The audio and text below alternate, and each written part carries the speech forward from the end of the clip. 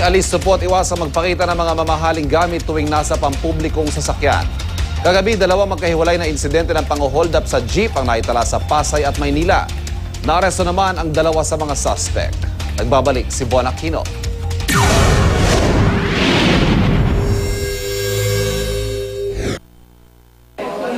Isang pampasaherong jeep ang hinold up sa bahagi ng FB Harrison Street sa Pasay City pasado alas 9 kagabi. Pauwi na raw sana ng bahay ang college student na ito nang magdeklara ng hold up ang dalawang lalaki kapwa may patalim. Nakasakay po kami sa jeep tapos nagpara po sila sa may bandang Advincula. Pagdating po sa may Pimanahan, nagdeklara na po sila. Tinutukan niya po kami ng patalim. Wala po kaming magawa kundi ibigay kasi pinipilit niya po kami.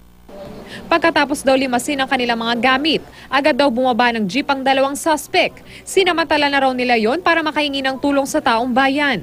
Na-corner ang isa sa mga suspect na si Ricardo de la Cruz. Bugbog sarado si de la Cruz na 3 beses na palang nakulong dahil sa pagnanakaw. Di ba kailangan lang walang pera eh. Hindi naman na-recover mula sa nahuling suspect ang mga nawalang gamit dahil nakatakas ang kasama niya. Sa Sampaloc, Maynila naman, isang pampasaherong jeep ang hinold up pasado alas 10 kagabi. Ayon sa biktimang si Kenneth Malabiga, tinutukan siya ng ice pick ng suspect kaya agad niyang binigay ang kanyang cellphone.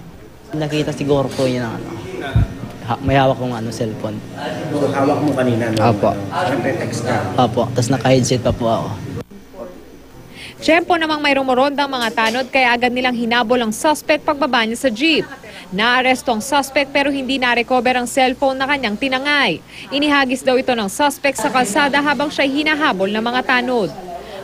Kailangan ko kasing pera. Para saan? Para sa amin, panggastos. Para sa unang balita, Von Aquino reporting.